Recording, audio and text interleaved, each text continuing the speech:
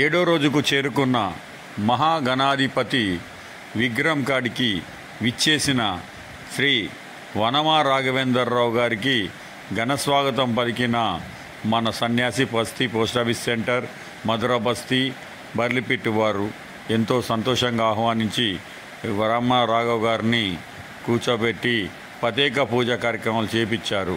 అనంతరం ఈ యొక్క అన్నదాన కార్యక్రమం ఎలా చేస్తున్నారు, ఎట్లా ఉన్నది, ఎన్ని ఖరీదు చేస్తున్నారు, ఎంతమంది ప్రజలు వస్తున్నారు, ఎలా మీరు మెయింటైన్ చేస్తున్నారు అని బాగా తెలుసుకొని చాలా సంతోషపడి కొనియాడారు. కాబట్టి మీరు కూడా ఇట్లాంటి మంచి కార్యక్రమం తీసుకున్నందుకు నాకు చాలా సంతోషంగా ఉందని ఆయన వ్యక్తం చేశారు.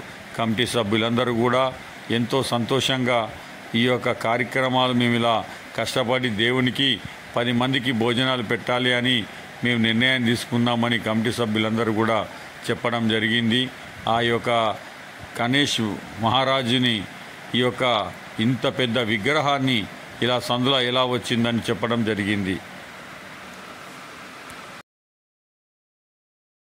ఈ యొక్క కమిటీ సభ్యుల్లో పీక కృష్ణ, అల్గోలు రాజు, దీపు, చిన్నారి, కృష్ణవేణి, లావణ్య, ఐడ్సీను, మంచినీళ్ళ విజయ్, తేజ, శశి, ముద్దం రాకేష్, నాయక్, షిరోని, డుబ్బుల ప్రశాంత్ తదితరులు పాల్గొన్నారు. అయిపోయింది కూడా.